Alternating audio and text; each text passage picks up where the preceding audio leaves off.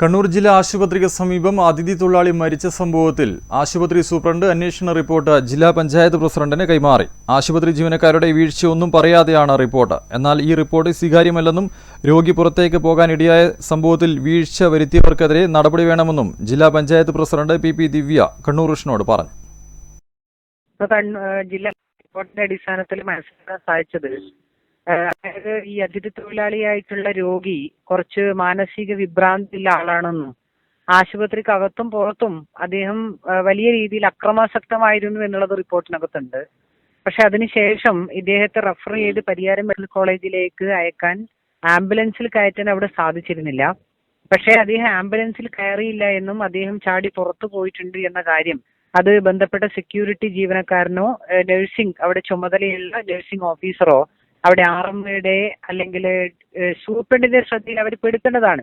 ഈ കാര്യങ്ങൾ അവർ ചെയ്തിട്ടില്ല. അതുകൊണ്ട് അതിൽ പ്രധാനമായും ഈ കാര്യങ്ങളിൽ ശ്രദ്ധിക്കേണ്ട ഈ പറയുന്ന നഴ്സിംഗ് ചുമതലയുള്ള നഴ്സിംഗ് ഓഫീസറും സെക്യൂരിറ്റി ജീവനക്കാരനും ഇതിൽ നടപടി ആവശ്യമായിട്ട് വരും. അതുകൂടാതെ പോലീസിന്റെ ഭാഗത്തുനിന്ന് ഒരു ജാഗ്രത കുറവുണ്ടായിട്ടുണ്ട്.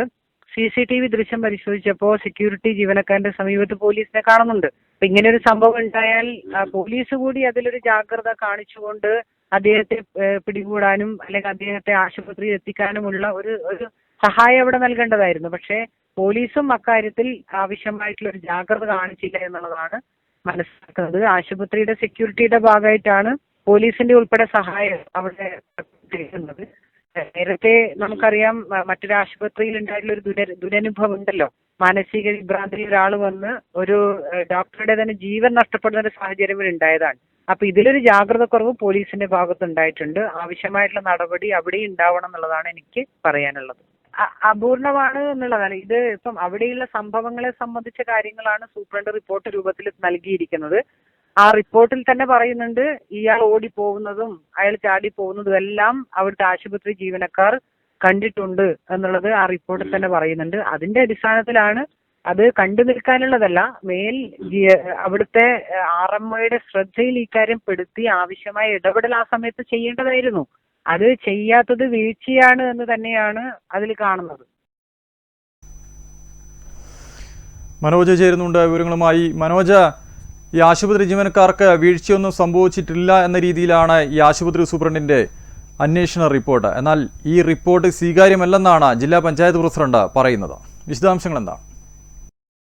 അർജുൻ, കണ്ണൂർ ജില്ലാ ആശുപത്രി പരിസരത്ത് അതിഥി തൊഴിലാളി വീണു മരിക്കാനിടയായ സംഭവം കണ്ണൂർ വിഷനാണ് വെള്ളിയാഴ്ച പുറത്തുവിട്ടത്. കടുത്ത മനുഷ്യാവകാശ ലംഘനമാണ് ഈ അതിഥി തൊഴിലാളിയുടെ കാര്യത്തിൽ അന്ന് ഉണ്ടായത്. ഈ വാർത്ത ശ്രദ്ധയിൽപ്പെട്ടതോടെയാണ് കണ്ണൂർ ജില്ലാ പഞ്ചായത്ത് പ്രസിഡന്റ് പി ദിവ്യ ആശുപത്രി അധികൃതരോട് റിപ്പോർട്ട് ആവശ്യപ്പെട്ടത്. ആശുപത്രി സൂപ്രണ്ട് ഡോക്ടർ ഷാജ് അന്ന് അവധിയിലായിരുന്നു. ഇതേ തുടർന്ന് ആർഎംഒയാണ് ഈ വിഷയത്തിൽ പ്രാഥമിക അന്വേഷണം നടത്തിയത്. ഇന്ന് സൂപ്രണ്ട് കൂടി എത്തിയതോടെ ഈ സംഭവത്തിൽ വിശദമായ അന്വേഷണം നടന്നു. അതിനുശേഷം ഇന്ന് വൈകിട്ടോടുകൂടിയാണ് ഈ അന്വേഷണ റിപ്പോർട്ട് ജില്ലാ പഞ്ചായത്ത് പ്രസിഡന്റ് പി ദിവ്യക്ക് നൽകിയിട്ടുള്ളത്. അന്ന് ഡ്യൂട്ടിയിൽ ഉണ്ടായിരുന്ന ജീവനക്കാരുടെ മൊഴി രേഖപ്പെടുത്തിയ ശേഷമാണ് റിപ്പോർട്ട് തയ്യാറാക്കിയത്. ജീവനക്കാരുടെ ഭാഗത്തു നിന്നുണ്ടായ വീഴ്ച പൂർണ്ണമായും മറച്ചുവെച്ചുകൊണ്ടാണ് ഈ റിപ്പോർട്ട് തയ്യാറാക്കിയിട്ടുള്ളത് എന്നതാണ് ഇതിൽ ഏറ്റവും ഗുരുതരമായ കാര്യം. അന്ന് നടന്ന സംഭവം, അത് എന്തൊക്കെയാണ് അവിടെ നടന്നത് എന്നതിൻ്റെ ഒരു വിശദീകരണ കുറിപ്പ് തയ്യാറാക്കുകയാണ് ഈ അന്വേഷണ റിപ്പോർട്ടിൻ്റെ ഭാഗമായി നടന്നിട്ടുള്ളത്. വെള്ളിയാഴ്ച രാവിലെ 9 മണിക്ക് ഫയർഫോഴ്സ് ആംബുലൻസിൽ കൊണ്ടുവന്ന രോഗിയെ ഡോക്ടർ ഷർമിള കാലിന് വീക്കം കണ്ടതിനാൽ സർജനെ കാണിക്കാൻ നിർദ്ദേശിച്ചു. അറ്റൻഡർ രോഗിയെ തനിച്ച് വീൽചെയറിൽ കൊണ്ടുപോകാൻ കഴിയാത്തതിനാൽ പോലീസും ഫയർഫോഴ്സ് ഉദ്യോഗസ്ഥരും അവരെ സഹായിച്ചു. എക്സ്റേയിൽ എല്ലിന് പൊട്ടൽ ഉണ്ട് എന്ന് കണ്ടെത്തി. ഉടൻ തന്നെ ഓർത്തോ ഡോക്ടറെ കാണിക്കാൻ നിർദ്ദേശിച്ചു. പക്ഷേ ഓർത്തോ OP അന്ന് ഉണ്ടായിരുന്നില്ല. രോഗിയെ പരിയാരം മെഡിക്കൽ കോളേജിലേക്ക് റഫർ ചെയ്തു. 108 ആംബുലൻസ് വിളിക്കാൻ ഡോക്ടർ ഷർമിള ഹൗസ് സർജനെ ഏൽപ്പിച്ചു. 108 ആംബുലൻസിൽ കയറാൻ രോഗി വിസമ്മതിച്ചില്ല.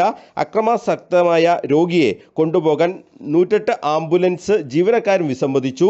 ജില്ലാ ആശുപത്രിയുടെ 2 ആംബുലൻസ് അവിടെ ഉണ്ട്. ഈ സമയം ആ 2 ആംബുലൻസും അവിടെ ഉണ്ടായിരുന്നില്ല.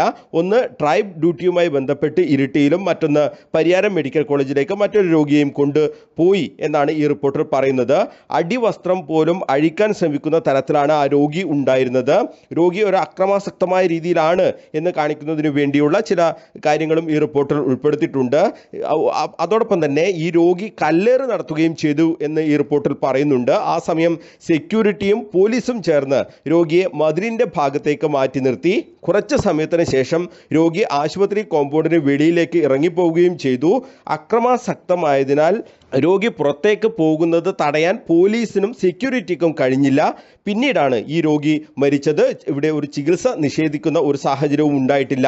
ഇങ്ങനെയാണ് ഈ അന്വേഷണ റിപ്പോർട്ട് പറയുന്നത്. കടുത്ത മനുഷ്യാവകാശ ലംഘനവും ഗുരുതരമായ വീഴ്ചയുമുള്ള ഈ സംഭവത്തിലാണ് ജീവനക്കാരെ പൂർണ്ണമായും സംരക്ഷിക്കുന്ന തരത്തിലുള്ള ഒരു അന്വേഷണ റിപ്പോർട്ട് ഈ ആശുപത്രി അധികൃതർ തയ്യാറാക്കിയത് എന്നതാണ് ഏറ്റവും ഖേദകരമായ ഒരു കാര്യം. ഈ റിപ്പോർട്ട് സ്വീകാര്യമല്ലെന്ന ധീരമായ നിലപാടാണ് ജില്ലാ പഞ്ചായത്ത് പ്രസിഡന്റ് പി ദിവ്യ ഈ വിഷയത്തിൽ സ്വീകരിച്ചിട്ടുള്ളത്. ഈ റിപ്പോർട്ടുമായി ബന്ധപ്പെട്ട് ഞങ്ങൾ ജില്ലാ പഞ്ചായത്ത് പ്രസിഡന്റിനെ ബന്ധപ്പെട്ടപ്പോൾ അവർ കടുത്ത ഒരു അമർഷം രേഖപ്പെടുത്തുന്ന രീതിയിൽ തന്നെയാണ് നമ്മളോട് സംസാരിച്ചത്. ഇത്രയും ഗൗരവമായ സംഭവം അവിടെ നടന്നിട്ടും ഈ വിഷയങ്ങൾ സൂപ്രണ്ട് RMO എന്നിവർ അറിഞ്ഞിരുന്നോ എന്നുള്ളൊരു ചോദ്യമാണ് ജില്ലാ പഞ്ചായത്ത് പ്രസിഡന്റ് ഉയർത്തിയത്. ഇത് ഒരു വലിയ വീഴ്ചയാണ് എന്ന രീതിയിൽ തന്നെയാണ് അവർ ഇതിനെ കാണുന്നതും. ഇത്രയും ഗൗരവമായ കാര്യം അവിടെ നടന്നിട്ടും അത് തങ്ങളെ അറിയിച്ചില്ല എന്ന കാര്യം പോലും മറച്ചുവെച്ചാണ് ഈ റിപ്പോർട്ട് തയ്യാറാക്കിയിട്ടുള്ളത്.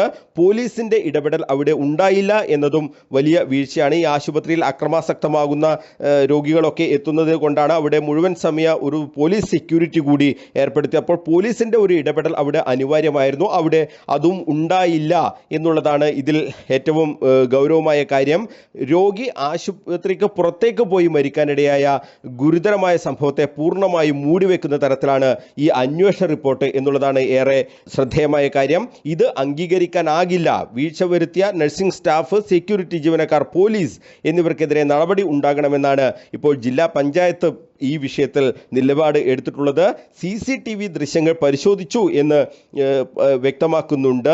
ഈ രോഗി അക്രമാസക്തമാകുന്ന തരത്തിലുള്ള ദൃശ്യങ്ങൾ അതിൽ ഉണ്ട് എന്നും അവർ ആശുപത്രി അധികൃതർ പറയുന്നുണ്ട്. ആശുപത്രിക്ക് അകത്തേക്ക് കടക്കാൻ നോക്കിയ രോഗിയെ ഗേറ്റ് അടച്ച് പുറത്താക്കുന്നതും ഈ ദൃശ്യത്തിലുണ്ട്. പക്ഷേ അതൊന്നും ഈ അന്വേഷണ റിപ്പോർട്ടിൽ അത്തരം കാര്യങ്ങളൊന്നും തന്നെ പറഞ്ഞിട്ടില്ല എന്നതാണ് യാഥാർത്ഥ്യം. പരിയാരത്തേക്ക് റെഫർ ചെയ്ത ഒരു രോഗി ഇങ്ങനെ പ്രവർത്തിക്കുമ്പോൾ പോലീസ് എന്തുകൊണ്ട് ഇടപെട്ടില്ല എന്ന കാര്യവും ഈ റിപ്പോർട്ടിലില്ല.